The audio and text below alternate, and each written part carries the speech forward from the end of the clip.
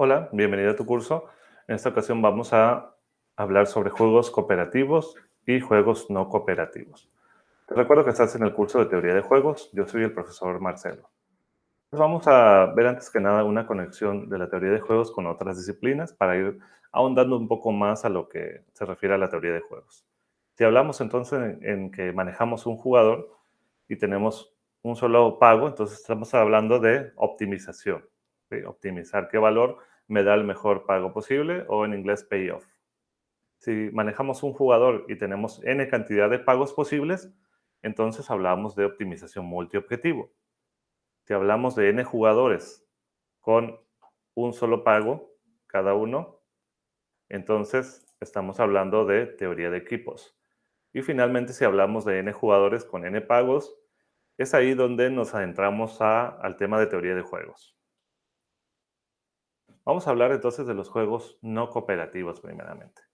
En estos juegos entonces tienen estas características principalmente. Vamos a ver que cada jugador maximiza su propio pago, su propia utilidad, eligiendo su mejor respuesta siempre con base en lo que él sabe de las acciones que los demás pudieran tomar. ¿Qué respuestas entonces él pudiera tomar con respecto a lo que los demás pudieran elegir?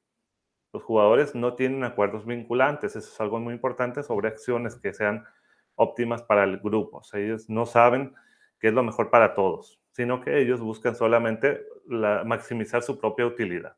Y los jugadores también vemos que no están involucrados en ninguna etapa de comunicación previa. No saben lo que uno va a decidir con respecto al otro. Vamos a ver entonces que en los juegos cooperativos cambia un poco. Aquí deberíamos hablar un poco sobre lo que es la utilidad transferible y lo que es la utilidad no transferible.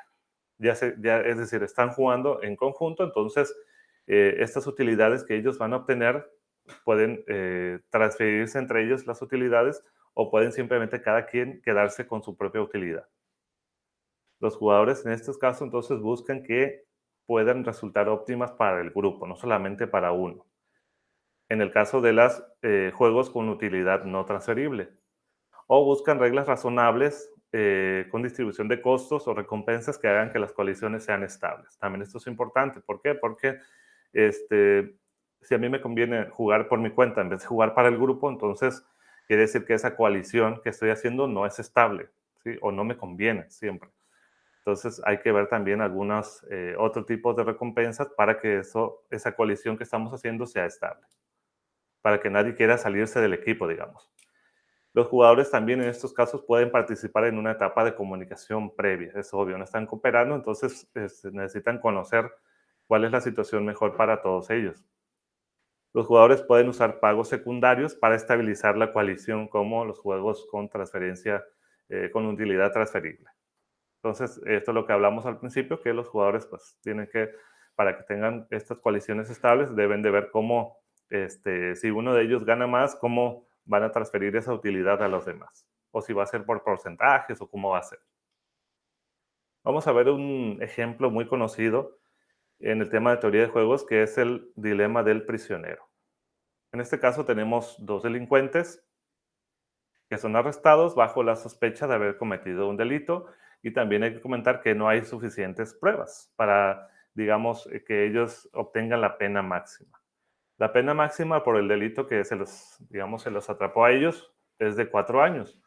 Cada compañero tiene dos posibilidades. Por un lado, confesar el delito que han hecho, y por otro lado, desertar o no confesar el delito que han hecho y quedarse callados. Aquí nos dice, si los compañeros juegan DD, o sea, ninguno de los dos habla, los dos se quedan callados, entonces la pena es de 1 año para cada uno, porque, como les dije anteriormente, no hay suficientes pruebas, ¿no? Por otro lado, si los jugadores juegan CC, o sea, los dos confiesan, ambos obtienen una pena de 3 años cada uno. O sea, se les reduce la pena de 4 años a 3.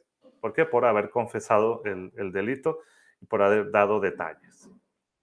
Si solo coopera uno, o sea, juegan CD o la estrategia DC, entonces el compañero que juega C, o sea, el que confiesa, es puesto en libertad, mientras que el otro compañero es condenado a pena máxima. Entonces, hay que ver cómo analizamos esta situación. Los elementos del juego son entonces jugadores 1 y 2.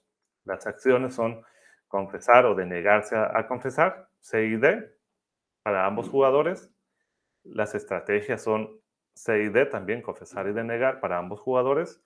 Hay 9 perfiles de estrategias. En este caso, vamos a ver que son, eh, perdón, hay 4 perfiles de estrategias, CC, confesar, confesar, confesar, denegar, confesar o denegar, denegar. Aquí tengo un pequeño error, lo voy a corregir ahora mismo. Entonces aquí hay solamente 4 perfiles de estrategias. Vamos a ver entonces cuál es la utilidad que reciben cada uno de ellos. Vemos esta siguiente tabla de utilidades. Vemos entonces que la utilidad para el jugador 1, si ambos confiesan, entonces es de 3 para cada uno. La utilidad para el jugador 1, si el primero confiesa, el segundo no confiesa, entonces el que confiesa, pues lleva, perdón, el que confiesa lleva pues los 4 años. ¿Por qué? Porque él confesó el delito, entonces él tiene los 4 años y el que no confiesa se queda con 0. Ahora, por el contrario, si el primer jugador se deniega a confesar y el segundo confiesa, entonces no tiene, el primero tiene 0 y el segundo tiene 4. Finalmente, si ambos no confiesan, entonces obtienen 1 año cada uno. Podemos ver por aquí que nos aparece así nuestra tabla de pagos, jugador 1, jugador 2, confesar o denegarse, si ambos confiesan, obtienen 3 y 3. Entonces, si uno confiesa y el otro no confiesa, entonces el que no confiesa pues va a obtener toda la cantidad de años en prisión, que es 4, y el otro va a obtener 0, por, digamos, colaborar o cooperar con, podemos decir que con la policía, ¿no? Si ambos entonces no confiesan, obtiene 0. ¿Cuál es la situación aquí? Si hablamos de juegos cooperativos o no cooperativos, pues en estos casos podemos decir que CC, en este caso, están cooperando con la policía, ¿verdad? Y DD, en este caso, no están cooperando o no están confesando su crimen con la policía. Entonces, cuando no confiesan es más difícil tener las pruebas, por lo tanto, pues ellos tienen menos años. Ahora, si analizamos un poco mejor el juego, vamos a ver qué sucede, cuál es la mejor respuesta para cada uno de ellos. Si analizamos esto, entonces vemos que en el caso del que el segundo jugador confiese, ¿qué le conviene más al jugador 1? ¿Confesar o denegarse? Entonces, si vemos aquí cuál le conviene más confesar. ¿Por qué? Porque obtiene menos años en prisión. Entonces, le conviene más confesar. Ahora, si el jugador 2 no confiesa o se denega, perdón, a confesar, entonces tenemos 0 y 1. Entonces, ¿qué le conviene al jugador 1? Le conviene 0, obviamente, porque quiere obtener menos años en prisión. Ahora nos vamos por el otro lado, con el jugador 2. Jugador 2, entonces, si el jugador 1 confiesa, ¿qué le conviene a él? ¿Le conviene 3 o le conviene 4? Pues obviamente aquí vemos que le conviene 3, porque son menos años de prisión. Ponemos como un cuadrito. Ahora, finalmente, si el jugador 2 juega D, entonces le conviene entre 0 y 1. Vemos que le conviene nuevamente el 0, ¿no? ¿Aquí? Entonces vemos como encontramos una intersección aquí entre las mejores respuestas, la intersección, la podríamos ver aquí. Vamos a escribirlo de esta manera. Entonces esta es la intersección, por lo tanto, este es el equilibrio del juego. En este caso es un juego donde sí hay equilibrio. ¿Por qué? Porque a ninguno de los dos le conviene cambiar su respuesta. Vamos a suponer que uno de ellos se mantiene, el jugador 2, y el jugador 1 cambia. Entonces puede obtener 4 en vez de 3. Y lo mismo pasa con el jugador 2. Por eso es que podemos decir que este juego sí tiene equilibrio.